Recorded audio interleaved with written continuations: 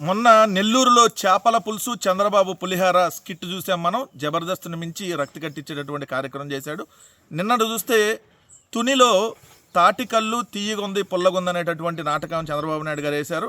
ఆయన ప్రతి నెల 1వ తారీఖు వస్తే ఒక 4,000 రూపాయలు పెన్షన్ ఇవ్వడం కోసం 1 కోటి రూపాయలు ఖర్చు పెట్టి ఒక మీటింగ్ పెట్టి అక్కడ ఒక స్కిట్ వేస్తూ ఉంటాడు. నిన్న తునిలో ఆ స్కిట్ని పండించాలని చూశాడు కానీ తాటికల్లు తాగుతూ తాటికల్లు తాగినట్టుగా నటిస్తూ స్కిట్ వేశాడు.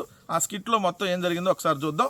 ముందు కారు దిగుతాడు, ఆయన కారులోనే మైక్ పెట్టుకొని దిగుతాడు, అది కామన్ రెగ్యులర్గా ఉండేటటువంటిదే. సో కింద ఒక ఆయన రెడీగా ఉంటాడు, ఏ స్కిట్కి ఆ స్కిట్ తగ్గట్టుగా ఒకరిని పెడతారు అక్కడ. ఈయన దిగంగానే ఏం పేరు అని అడుగుతాడు వాళ్ళని.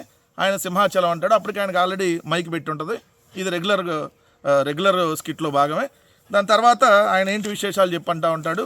అక్కడ కామన్గా వాళ్ళు మాకు ఇల్లు లేదు, ఇంకోటి లేదు, ఏం లేకపోతే ఆయన చెప్తారు. సరే ఆయన ఇచ్చేది ఉండవు సచ్చేది ఉండవు చంద్రబాబు నాయుడు గారు. కానీ అది నెక్స్ట్ వేరే దాంట్లో చూస్తే మనం నెక్స్ట్ ఇంకేం చేస్తాడంటే అక్కడ నమస్కారం అండి అంటూ ఒకళ్ళు వచ్చి వినిపిస్తూ ఉంటారు.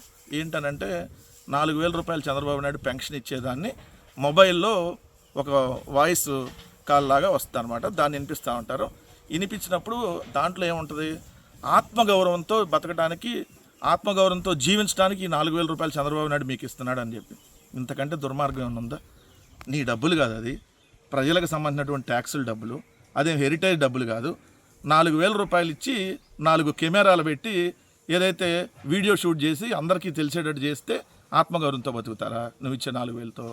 ఏది ఎవరన్నా నలుగురికి తెలియకుండా, ఏదైతే ఎవరికి తెలియకుండా వాళ్ళకి వెళ్ళి ఇచ్చే పబ్లిసిటీ లేకుండా దాన్ని ఆత్మగౌరవంతో అంటారు.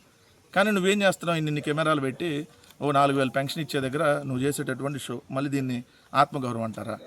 నెక్స్ట్ చూస్తే గ్రీన్ మ్యాట్ ఉంటుంది అక్కడంతా, అంటే పరదాలు వీళ్ళు అనేవాళ్ళు కదా, అప్పుడు జగన్మోహన్ రెడ్డి గారి మీద అనేవాళ్ళు కదా. ఇప్పుడు మరి ఆ రోడ్డు అమ్మటన్నాయన్నీ ఏంటి, పరదాలే కదా.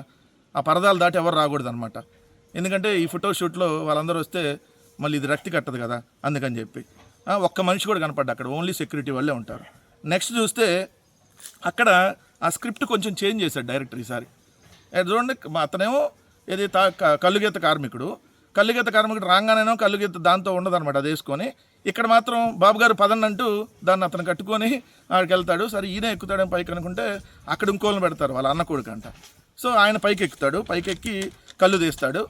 ఆ కళ్ళు తీసే ముందు ఈలోపు చంద్రబాబు నాయుడు గారు ఏదైతే అడుగుతాడు, నీ బ్రాందీ షాపుల్లో మీకు 10% మీకు ఇచ్చానో మీకు తెలుసా అని. వాళ్ళు తెలియదు అంటారు.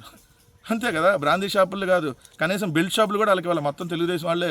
బ్రాందీ షాపులేంది, బెల్ట్ షాపులేంది, మొత్తం తెలుగుదేశం వాళ్ళే ఏదైతే వాళ్ళ హయాంలో వాళ్ళ ఆధ్వర్యంలో నడుస్తున్నాయి కాబట్టి.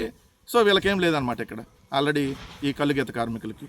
సో ఇక్కడ చూస్తే తాడి చెట్టు ఎక్కి కళ్ళు తీసి అతను దిగి కళ్ళు ఆ బకెట్లో ఉంటుంది. కానీ ఆ బకెట్లో కళ్ళు చంద్రబాబు నాయుడు గారు తాగరు. అక్కడ ఆల్రెడీ ముందే పెట్టి ఉంటుంది, ఏది తాటాకులో కళ్ళు పోసి.